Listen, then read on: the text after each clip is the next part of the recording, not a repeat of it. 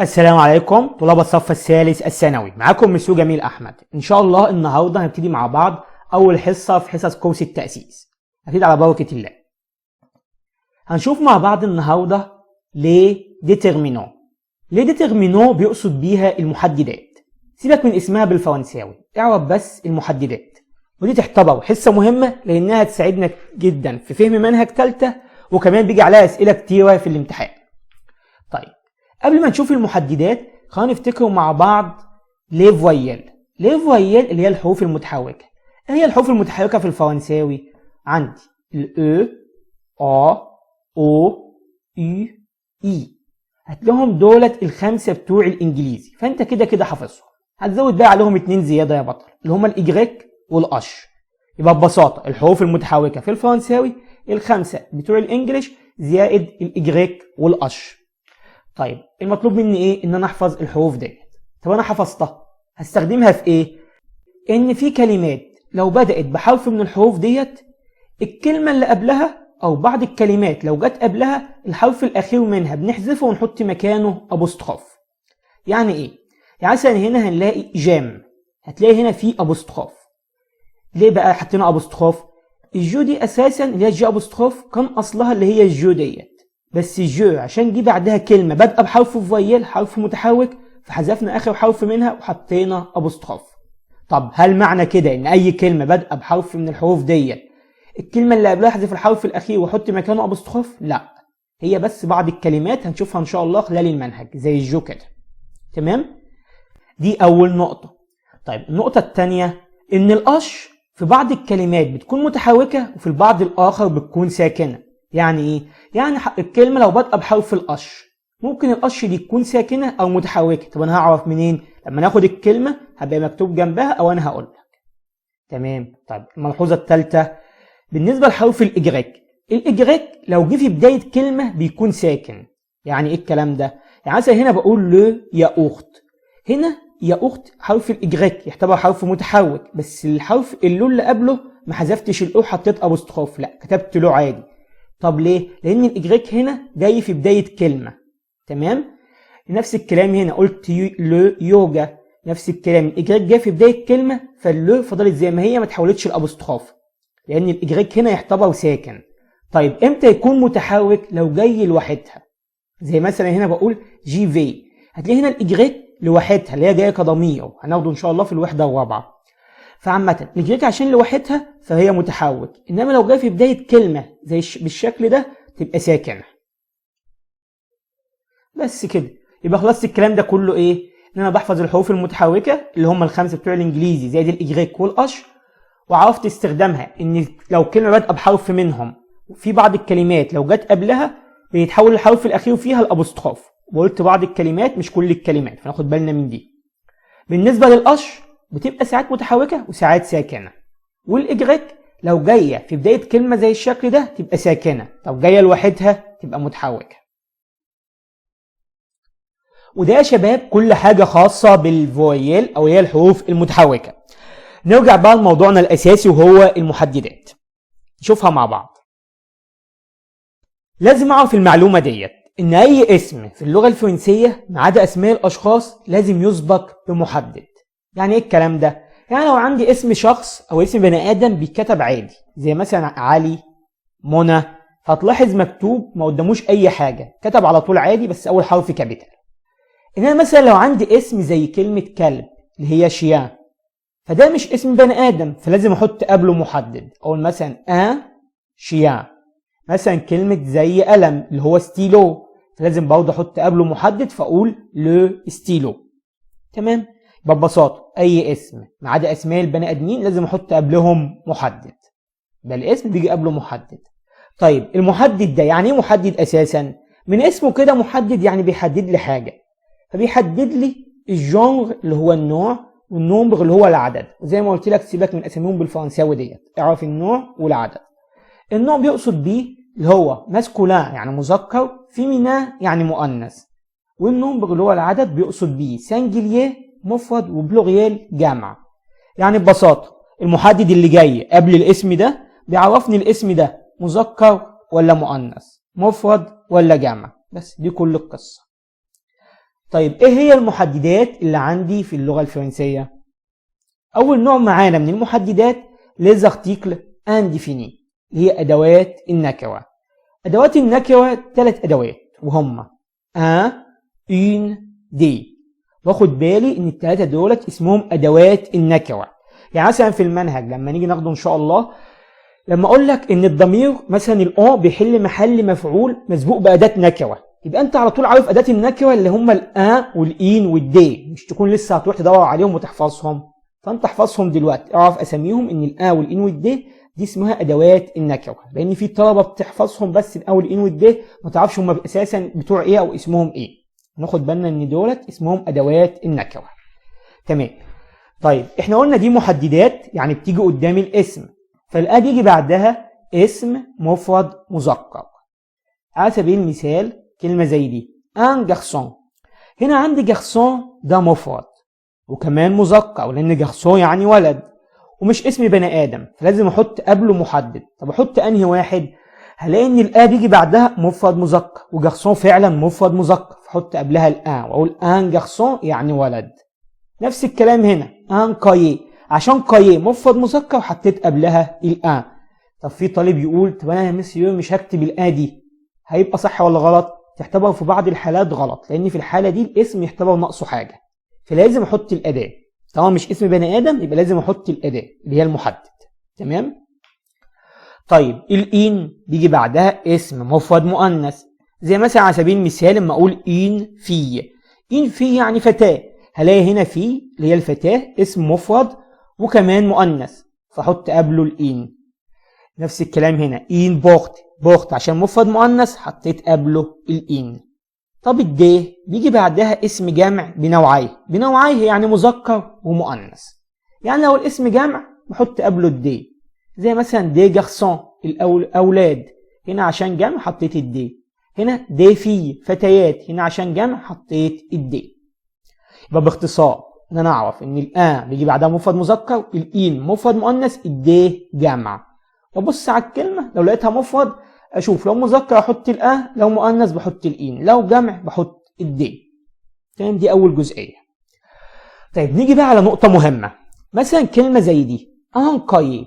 انا ما اعرفش انكاي يعني ايه، بس من الان عرفت ان كلمه كايه دي كلمه مفرد مذكر، لان الان بيجي بعدها مفرد مذكر، فبالتالي كايه اللي جايه بعد الان دي اكيد مفرد مذكر. نفس الكلام هنا ان بوخت. انا ما اعرفش بوخت يعني ايه، بس من الان عرفت ان الكلمه دي مفرد مؤنث. يبقى لو انا مش عارف معنى الكلمه من المحدد اللي قدامها اقدر اعرف هي مذكر ولا مؤنث، مفرد ولا جمع. اتفقنا؟ نيجي بقى على نقطه تانية مهمه. هنا لما اقول انكايه، انكايه يعني كراسه، وهنا ان بورت، ان بورت يعني باب. حد هنا هيستغرب وهيسال سؤال، هيقول ازاي كلمه كراسه كلمه اساسا مؤنثه ليه حاطين قبلها الان بتاعه المذكر؟ نفس الكلام هنا كلمه بورت اللي هو باب، باب دي كلمه مذكره ليه حاطين قبلها الان المؤنثه؟ لان ببساطه في الفرنساوي عندهم كلمه كراسه اللي هي كايه بيعتبروها مذكره، وكلمة باب اللي هي بخت بيعتبروها مؤنثة. يعني في بعض الكلمات في اللغتين ما بيتفقوش مع بعض في النوع، يعني ممكن تبقى الكلمة في العربي مذكرة وفي الفرنساوي مؤنثة والعكس. طيب هل كل الكلمات كده؟ يعني أي كلمة أجيب عكسها؟ لا، بعض الكلمات بس. يعني مثلا زي ما في كلمات بتبقى عكس بعض، زي هنا كده كراسة مؤنثة في العربي وفي الفرنساوي مذكرة، وكلمة بخت اللي هي باب مذكرة في العربي ومؤنثة في الفرنساوي عكس بعض.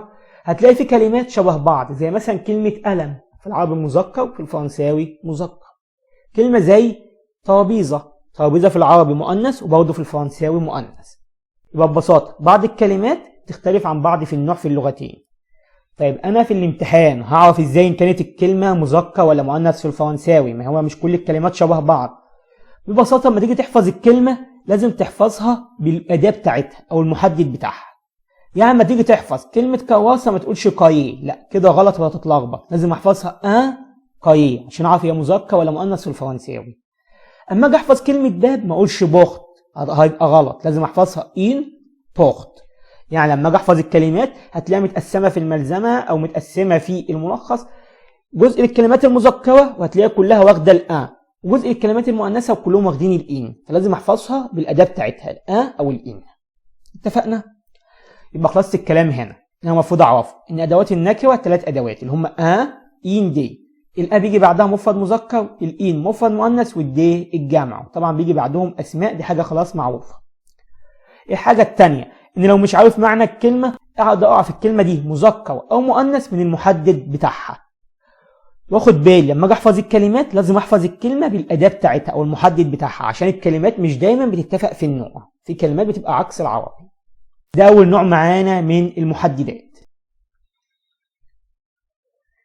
تاني نوع معانا من المحددات وهو les articles définis، ادوات المعرفه. ودول 4 ادوات اللي هم اللو، لا، الابوستروف، لي.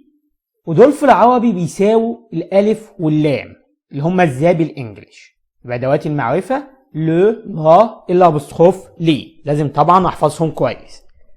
اللو بيجي بعدها اسم مفرد مذكر زي مثلا لو جارسون، نفس الكلام اللي قلناه ان جارسون عشان مفرد ومذكر فحطيت قبلها اللو. هنا نفس الكلام لو ديسان يعني رسم، لو كايه كراسه. فهنا هتلاحظ عشان دي كلها كلمات مذكره ومفرد حطيت اللو قبلها.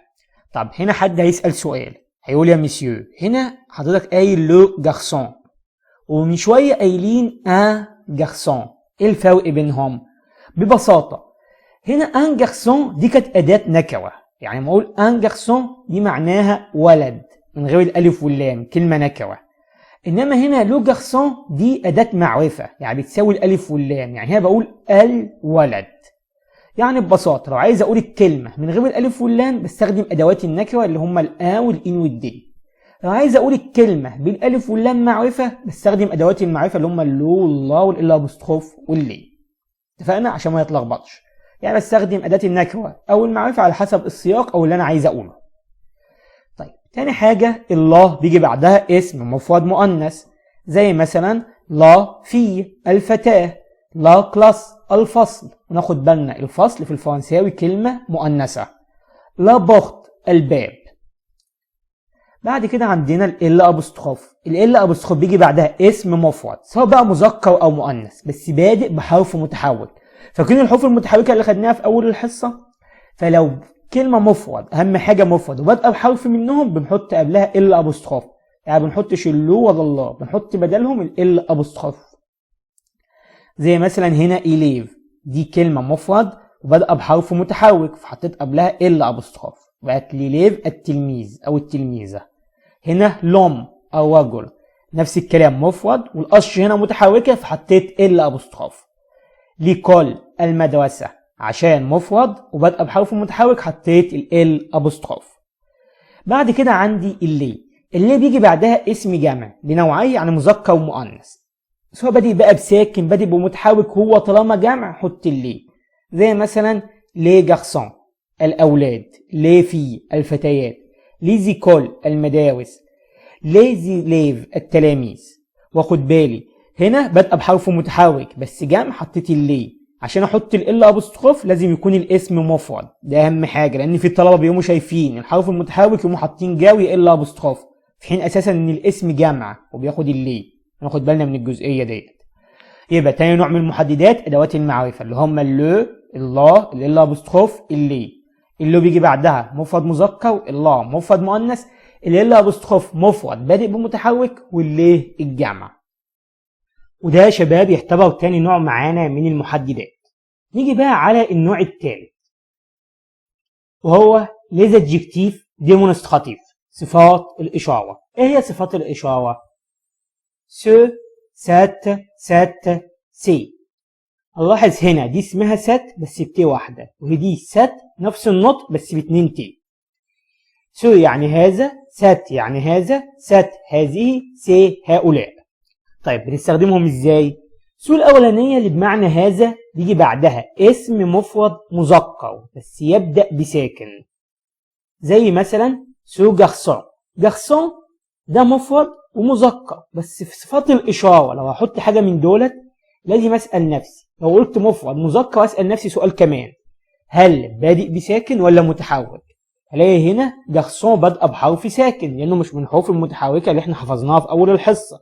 يبقى خلاص ده احط قبله السو، تبقى سو جارسون هذا الولد. هنا سو كايي هذه الكراسه. طبعا عشان كايي مفرد مذكر في الفرنساوي وبادئه بساكن فحطيت قبلها السو. هنا سات اللي بتاع واحده بمعنى هذا بيجي بعدها اسم مفرد مذكر بس يبدا بمتحرك، يبقى خد بالي من دي.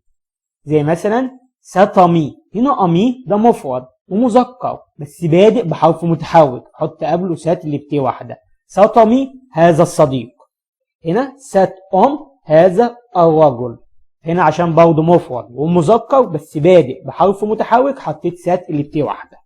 يبقى انا ببساطه لو عندي الاسم مفرد مذكر واحط قبله صفه اشاره اسال نفسي بادئ بساكن بحط سو، بادئ بمتحرك احط سات اللي بتاع واحده ديت.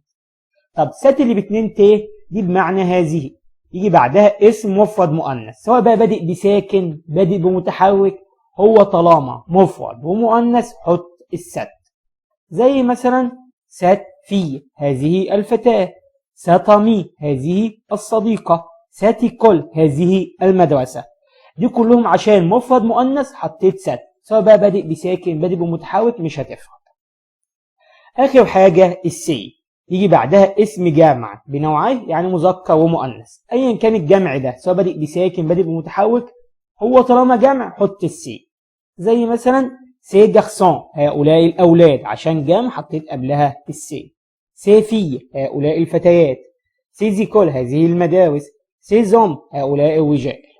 تمام؟ يبقى ببساطة اللي اعرفه هنا ان صفات الإشارة 4 صفات اللي هم سو سات سات سي.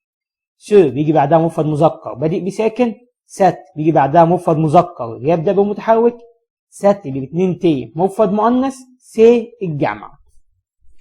وزي ما اتفقنا بحط قبل الاسم سواء صفة إشارة أو أداة نكرة أو أداة معرفة على حسب اللي أنا عايز أقوله. يعني مثلا هنا بقول سو جارسون هذا الولد. طب عايز أقول الولد أحط أداة معرفة تبقى لو جارسون. طب عايز أقول ولد نكرة يبقى أحط ان جارسون. تمام؟ بستخدم المحددات على حسب السياق. اتفقنا؟ النوع اللي بعد كده من المحددات هو les adjectifs possessifs صفات الملكية. النوع ده من المحددات بحطه عشان احدد الاسم ده ملك مين. يعني احنا قلنا ادوات النكرة عشان اقول الكلمة من غير الالف واللام، ادوات المعرفة عشان اقول الكلمة بالالف واللام، صفات الاشارة عشان اقول هذا وهذه واشيل الاسم. انا بقى عايز احدد الشيء ده ملك مين بتاع مين، نستخدم اللي هي صفات الملكية. لازم نحفظ دول مع بعض وهوريك ازاي تستخدمهم. عندي المالك اللي هو جو والتي والإل والإل والأون والنو والأون والفو والإلا فيك أس والإلا فيك أس. تمام؟ ده اللي هو هيبقى مالك الاسم اللي عندي أو الشيء اللي عندي. طب إيه هي صفات الملكية؟ مع الجو عندي 3 اللي هما مون ما مي. هي المون والما والمي دولت بيساووا في الإنجليزي اللي هي ماي. تمام؟ وهنشوف إزاي بنستخدمهم دلوقتي. فمطلوب مني دلوقتي إن أنا أحفظ صفات الملكية ديت. يبقى مع الجو بقول مون ما مي، مع التي تون تا تي، مع الإيل والإل والأون بقول سون سا سي، والنو والأون بقول نوتخ نوتخ نو، والفو فوتخ فوتخ فو، والإلا فيك أس والإلا فيك أس ليغ ليغ ليغ فيك أس. يبقى تاني مع الجو مون ما مي، مع التي تون تا تي، مع الإيل والإل والأون سون سا سي، مع النو والأون نوتخ نوتخ نو، والفو فوتخ فوتخ فو، والإلا فيكاس والإلا فيكاس ليغ ليغ ليغ فيكاس. ولاحظ هنا في أول 3 هم نفس الكتابة بس أول حرف اللي بيتغير. يعني هنا مع الجو في ام، هنا مع التي تي، ومع الإل والإل والأون اس. نفس الكلام هنا بغير أول حرف بس. وهنا مع النو والفو نفس الكلام بس أول حرف بيختلف. وطبعا النطخ والنطخ متكررين في أول عمودين، والفوتخ والفوتخ والليغ والليغ نفس الكلام. تمام؟ طيب انا مطلوب مني احفظ دولت. طب احفظهم ازاي عشان اعرف استخدمهم بسهوله؟ عندي المون. لما اقول مون ارفع صباع من صوابع ايديا، يبقى ده بيمثل العمود الاولاني، بحيث لو انا قلت مثلا مون ما مي كل ما اقول حاجه ارفع صباع. مون ده صباع، ما ده التاني، مي ده التالت صباع، بحيث مثلا اقول سون سا سي، يبقى السون ده الصباع الاولاني اللي هو بيمثل العمود الاولاني، اقول صا ده العمود الثاني، سي ده الصباع الثالث اللي هو بيمثل العمود الثالث. اتفقنا؟ طب ليه الكلام ده؟ عشان اول عمود ده بيجي بعده مفرد مذكر، المذكر بقى سواء بادئ بساكن او متحرك او مؤنث يبدا بمتحرك، يبقى اول عمود من الحاجات ديت بيجي بعده اسم مفرد مذكر او مؤنث يبدا بحرف متحرك. طب لو مؤنث بادئ بساكن بحط قبله حاجه من العمود الثاني، طب لو جمع بحط حاجه من العمود الثالث. اتفقنا؟ يبقى عشان ما تلخبطش قلت مثلا تون تاتي، يبقى انا عارف ان التون دي بتمثل العمود الاولاني اللي هيجي بعدها، يا اما يكون اسم مفرد مذكر او مؤنث يبدا بمتحرك. طب قلت طا يبقى ده معناها مؤنث يبدا بساكن. طب قلت تي يبقى ده العمود الثالث يبقى بيجي بعدها الجمع. ماشي؟ طب نقراهم مع بعض مره كمان. مون ما مي تون تا تي سون سا سي نوتخ نوتخ نو فوتخ فوتخ فو لير لير لير افيك اس. زي ما اتفقنا اول عمود مفرد مذكر او مؤنث يبدا بمتحرك، ثاني عمود مؤنث يبدا بساكن، ثالث عمود جمع. طيب انا عرفت دلوقتي حفظتهم وعرفت اللي بيجي بعدهم. طب استخدمهم ازاي في الحل او احل عليهم ازاي؟ لازم تحدد نوع، النوع زي ما اتفقنا بيقصد بيه مذكر او مؤنث، والعدد بيقصد بيه المفرد والجمع بتاع الشيء المملوك اللي هو ببساطه الاسم اللي جاي بعد النقط. هشوف الاسم ده مذكر ولا مؤنث، مفرد ولا جمع. تمام؟ يعني مثلا مثال زي ده بيقول لي جو برون نقط ستيلو، ده الشيء المملوك اهوت، هبص عليه ده مفرد ولا جمع، مذكر ولا مؤنث؟ هلاقيه مفرد. وستيلو اللي هو قلم ده مذكر. طيب اللي بيجي بعده مفرد مذكر هيحط حاجه من العمود الاولاني. طب ايه في دول من العمود الاولاني؟ هلاقي عندي مون ما مي، هلاقي ان المون هي اللي من العمود الاولاني، فتبقى مون هي اللي اتحطت هنا عشان ستيلو مفرد مذكر. طيب مثال تاني البخو نقط ستيلو، هنا جمع. طب الجمع بحط حاجه من العمود الثالث، ايه من دول العمود الثالث؟ هلاقي حافظهم صون صا سي، فهم اختاروا السي. طب مثال تاني الرشيت نقط ميزان، هلاقي هنا ميزان دي كلمه مفرد وكمان مؤنث. طالما قلت مؤنث واحط صفه ملكيه اسال نفسي مؤنث بادئ بساكن ولا متحرك؟ هلاقي بادئ بساكن، يبقى عايز حاجه من العمود الثاني. هاجي ابص هنا هلاقي الليغ دي من العمود الثالث لان حافظها ليغ ليغ ليغ افيك اس. المون دي من العمود الاولاني لاني بقول مون ما مي. هلاقي عندي الطا هي اللي من العمود الثاني لاني بقول تون طا، فتبقى دي العمود الثاني فاقوم واخدها. تمام؟ لان هنا ميزان مفرد مؤنث بادئ بساكن. نشوف المثال اللي بعد كده. تي فا نقط ايكول، هنا ايكول مفرد ومفرد مؤنث زي ما اتفقنا، مؤنث اسال نفسي بادئ بساكن ولا متحرك؟ هلاقي بادئ بمتحرك، يبقى طالما مفرد مؤنث بادئ بمتحرك احط حاجه من العمود الاولاني. طب ايه من دول من العمود الاولاني؟ هلاقي انا حافظهم تون تا تي، يبقى ده هو العمود الاولاني اللي هي التون. طب مثال بعد كده جو برون نقط جوم، هلاقي جوم مفرد مؤنث وبادئ بساكن، يبقى عايز حاجه من العمود الثاني. هاجي ابص في الاختيارات هلاقيهم كلهم من العمود الثاني لاني بقول تون تا ده العمود الثاني، مون ما العمود الثاني، صون صا من العمود الثاني. طب احط انهي بقى فيهم؟ في الحاله دي لو لقيت اكتر من اجابه تنفع ابص على المالك واختار على اساسه. هلاقي هنا المالك عندي الجو، فشوف الجو بتاخد ايه؟ مع الجو انا حافظ مون ما مي، ودي مفرد مؤنث بادئ بساكن يبقى احط الايه؟ الما، فتبقى انا اخذ الاستيكه بتاعتي. النقطه اللي بعد كده عندنا الضمير الشخصي اون. الاون ان شاء الله هنشرحها بالتفصيل الحصه الجايه، بس باختصار ان الاو بمعنى نحن، يعني زي النو بالظبط في المعنى بس في اللغه العاميه، بس التصريف بتاعها بيبقى زي الايل والال. اتفقنا؟ فعامه الاو بتاخد صفتين ملكيه، ممكن تاخد النطق والنو زي النو بالظبط، بس ده في حاله لو كان الاسم لو كان جاي قبلها اسم اموا، الاسم ده ممكن يكون احمد منى ايا كان الاسم ده. لو عندي اسم اموا وعندي الاو ففي الحاله دي بحط صفات الملكيه النطق والنو. طب لو كان عندي الفاعل او او المالك الاو ومفيش عندي قبلها اسم اموا جايه عادي كده بحط قبلها الصون والصا والسي اللي هي بتاعت الايل والال. شوف مثال عشان نفهم. جملة زي دي بقول علي اي موا، علي وانا، عندي اسم اي موا وهنا الاون، فهنا عندي طالما الضمير اون وقبله اسم اي موا ايا كان الاسم ده، في الحالة دي بستخدم النطخ والنو. فعندي هنا ليفر ده جمع فحط قبلها النو، بقت علي وانا، احنا معانا الكتب بتاعتنا. طب هنا انا سي ليفر، هنا عندي نفس الجملة بس هنا الاو ما قبلهاش اسم اموا، في الحالة دي بحط الصون والصا والسي فتبقى انا سي ليفر.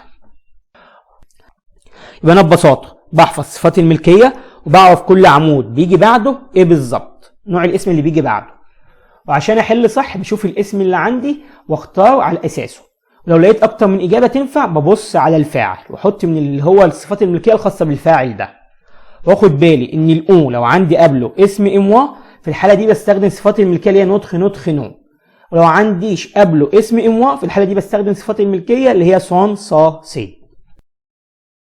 بس كده. ويبقى يا شباب احنا دلوقتي اخدنا 4 انواع من المحددات، فاضل نوع او 2 ان شاء الله هناخدهم خلال الكورس. بس دلوقتي في مجموعة من الملاحظات او جزئية المفروض نكون عارفينها لان بيجي عليها اسئلة. عندنا الكلمتين دولت بليزيور وكلك. بليزيور بمعنى العديد من، وكلك بمعنى بعض من. دول بيجي بعدهم ايه؟ اسم جمع بشكل مباشر يعني بدون محدد. احنا زي ما اتفقنا ان اي اسم عدا اسماء الاشخاص لازم احط قبله محدد اللي احنا شفناهم، ادوات النكره والمعرفه والملكيه والاشاره. فعندي بقى الكلمتين دولت هما بليزير وكلك، ده بيجي دايما بعدهم اسم جمع ولازم الجمع ده ما يتحطش قبله محدد. تمام؟ يبقى دول بيختلفوا عن القاعده.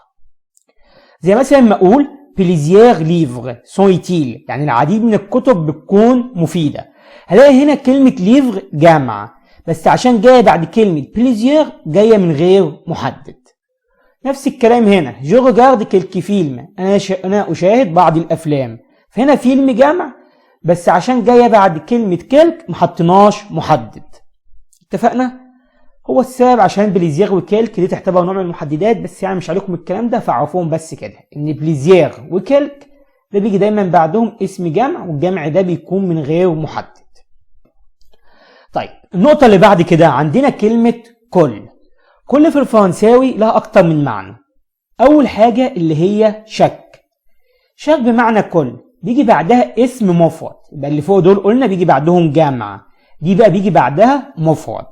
تمام؟ والمفرد ده برضه بيجي من غير محدد، يعني بيجي على طول كده. زي مثلا أقول شك جودي يعني كل خميس. مثلا الفا استاد يعني هو يذهب للاستاد. ما علينا، هنلاقي هنا كلمة جودي جاية مفرد وجاية بعد كلمة شك فمحطناش محدد، معناها كل خميس. نفس الكلام هنا شك إليف كل تلميذ، فهنا تلميذ جاية مفرد وجاية من غير محدد عشان جاية بعد شك. طب بيسألني في الامتحان عن ايه؟ بيسألني عن مثلا اللي بيجي بعد شك تبقى مفرد اختار الكلمة المفرد، واللي بيجي بعد بليزير وكلك بختار الكلمة الجامعة. طبعا بختارهم من غير ايه؟ محدد. واخد بالي ان شك هنا اتكتبت بالاو عادي لان في طلبة بيقوموا رايحين شايلين الاو دي وحاطين ابوستروف عشان بعدها متحرك، لا هي الشك ما بتتغيرش بتفضل دايما ثابتة كده. اتفقنا؟ طيب دي اول نوع اللي هو كل. طب انا عايز استخدم كل بس بشكل تاني، ممكن استخدم بقى تو اخواتها اللي هي تو توت توت تو توت. المهم تو الاولانيه دي بيجي بعدها طبعا كلهم بمعنى كل زي ما اتفقنا. تو دي بيجي بعدها اسم مفرد مذكر مسبوق بمحدد، يعني لازم يكون قبله محدد. يبقى عندي شك دي بيجي بعدها مفرد بس من غير محدد. هنا عندي بقى تو ديت بيجي بعدها مفرد مذكر بس لازم قبله المحدد بتاعه. زي مثلا اقول تو لي ليفر يعني كل الكتاب، فهنا عندي تو بمعنى كل دي بعدها كلمه مفرد مذكر اللي هي ليفر ولازم ليفر احط قبله المحدد بتاعه. يبقى تو لي ليفر مثلا تو لي ليسي يعني كل المدرسه الثانويه، كلمه مدرسه ثانوي في الفرنساوي مذكره فخدت لو، وطبعا جايين بعد تو يعني كل المدرسه الثانويه. طب تو لي بالشكل ده اخرها اس بالشكل ده بيجي بعدها اسم جمع مذكر مسبوق بمحدد. زي مثلا اقول تو سيزيتيديون كل هؤلاء التلاميذ، فهنا نفس الكلام تو دي عشان جمع بيجي بعدها جمع مذكر فهنا جت كلمه اتيديون جمع مذكر ولازم زي ما قلنا يتحط قبلها المحدد. طبعا هنا المحدد اللي استخدمته فوق كان اداه معرفه، هنا عندي صفات الاشاره. طب توت اللي هي بالشكل ده بيجي بعدها اسم مفرد مؤنث مسبوق بمحدد، زي مثلا توت ليكول، كل المدرسه، فهنا الكل مؤنث فجت بعد توت بالشكل ده. طب توت اللي بالشكل ده تيجي بعدها اسم جمع مؤنث مسبوق بمحدد، زي مثلا اقول توت مي فواتير، كل عربياتي او سياراتي، فدي عشان جمع مؤنث فحطيت قبلها اللي هي المحدد بتاعها، وبعدين وحطيت اللي هي توت بالشكل ده. طيب يبقى باختصار ان انا لو عايز استخدم كل ممكن استخدم شك واجيب بعدها اسم مفرد من غير اي محدد، او ان انا استخدم توت باشكالها المختلفه، وكل شكل بيجي بعده حاجه معينه، ده مفرد مذكر، ده مفرد، ده جمع مذكر، ده مفرد مؤنث، ده جمع مؤنث، ولازم كل واحد فيهم يتحط قبله محدد. طب احنا خدنا من المحددات اللي هي ادوات النكره والمعرفه والملكيه واللي هي الاشاره، هل كلهم بيجوا بعد تو ديت؟ لا، كلهم بيجوا ما عدا واحده بس اللي هي ادوات النكره اللي هي الاه والان والدي. يعني ما ينفعش احط بعد تو من دولت، ما ينفعش احط بعدها اه او ان او دي. ممكن احط اي محدد تاني سواء اداه معرفه، صفه اشاره، صفه ملكيه، اي حاجه ما عدا ادوات النكره، فاخد بالي من ديت.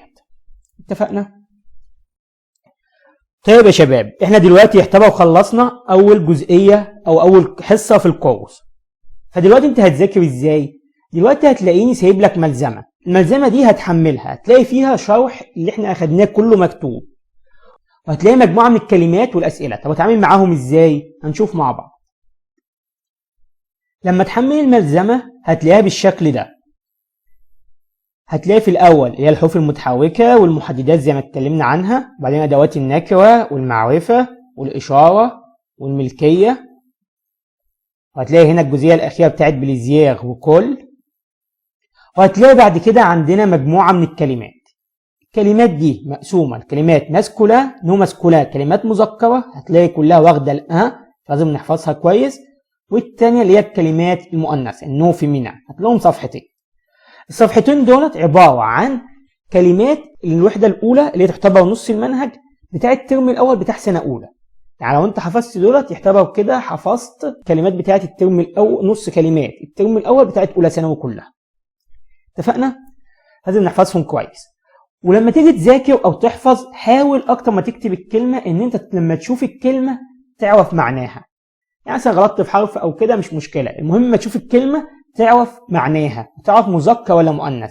يعني مثلا كده اما تشوف كلمه زي طابلو دي تعرف ان طابلو معناها جدول او لوحه او سبوره وهي كلمه مذكره. شوف مثلا كلمه زي اللي هي فيل تعرف ان دي كلمه مؤنثه وبمعنى مدينه، اكتر ما تكتبها يعني. تمام؟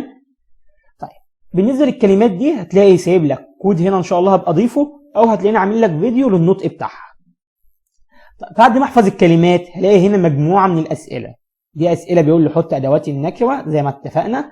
كلمه مثلا زي اللي هي شامبر هلاقي دي كلمه مؤنثه فتاخد اللي هي اللي بياخد المؤنث هنا هلاقيها اللي هي الان. كلمه زي سيبيكوبا دي جمع فحط قبلها الدي.